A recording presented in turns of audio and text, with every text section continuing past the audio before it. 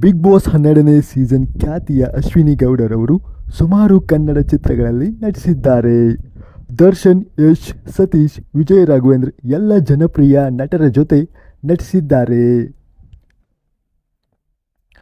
ದರ್ಶನ್ ಅಭಿನಯದ 2019ರಲ್ಲಿ ತೆರೆಕಂಡ ಒಡೆಯ ಚಿತ್ರದಲ್ಲಿ ಜಾನು ಎಂಬ ಪಾತ್ರದಲ್ಲಿ ಕಾಣಿಸಿಕೊಂಡಿದ್ದಾರೆ. ಈ ಚಿತ್ರದಲ್ಲಿ ರವಿಶಂಕರ್ ಗೌಡರವರ ಪ್ರೇಯಸಿಯಾಗಿರುತ್ತಾರೆ. ಇನ್ನು ನೀನಾಸಂ ಸತೀಶ್ ಅಭಿನಯದ ರಾಕೆಟ್ ಚಿತ್ರದಲ್ಲಿ ಒಂದು ಬಹುಮುಖ್ಯ ಪಾತ್ರದಲ್ಲಿ ಅಭಿನಯಿಸಿದ್ದಾರೆ. ಅಚ್ಯುತ್ ಕುಮಾರ್ ರವರ ಹೆಂಡತಿಯಾಗಿ ಮತ್ತು ಸತೀಶ್ ರವರ ತಾಯಿಯಾಗಿ ಅಶ್ವಿನಿ ಎಂಬ ಹೆಸರಿನ ಪಾತ್ರವನ್ನು ಅಚ್ಚುಕಟ್ಟಾಗಿ ನಿರ್ವಹಿಸಿದ್ದಾರೆ. ರಾಜಾ ಹುಲಿ ಚಿತ್ರದಲ್ಲಿ ಒಂದು ಪ್ರಮುಖ ಪಾತ್ರದಲ್ಲಿ ನಟಿಸಿದ್ದಾರೆ.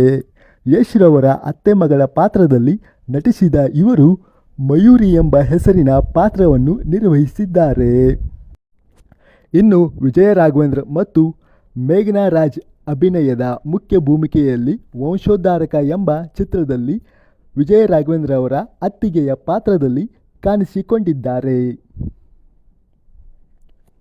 ಇನ್ನೂ ಹಲವಾರು ಚಿತ್ರದಲ್ಲಿ ಅಭಿನಯಿಸಿದ ಇವರು ಚಡ್ಡಿ ದೋಸ್ತ ಚಿತ್ರದಲ್ಲಿ ರಂಗಾಯಣ್ ರಘುರವರ ಮಾವನ ಮಗಳ ಪಾತ್ರದಲ್ಲಿ ರಮ್ಯಾ ಹೆಸರಿನ ಪಾತ್ರ ನಿರ್ವಹಿಸಿದ್ದಾರೆ. ರಾಮರಾಜ್ಯ, ವರದ, ಪೆಂಟಾಗಾನ್, ವಿಷ್ಣುಪ್ರಿಯ, ರಿಷಿ ಅಭಿನಯದ ರುದ್ರ ಗರುಡ ಪುರಾಣ ಚಿತ್ರದಲ್ಲಿ ಕೂಡ ನಟಿಸಿರುತ್ತಾರೆ. ಇನ್ನೂ ಹೆಚ್ಚಿನ ಕನ್ನಡ ಚಿತ್ರಗಳ ಮಾಹಿತಿಗಾಗಿ ನಮ್ಮ ಚಾನಲನ್ನು ಫಾಲೋ ಮಾಡಿ. ಮತ್ತೆ ಮುಂದಿನ ವಿಡಿಯೋದಲ್ಲಿ ಸಿಗೋಣ.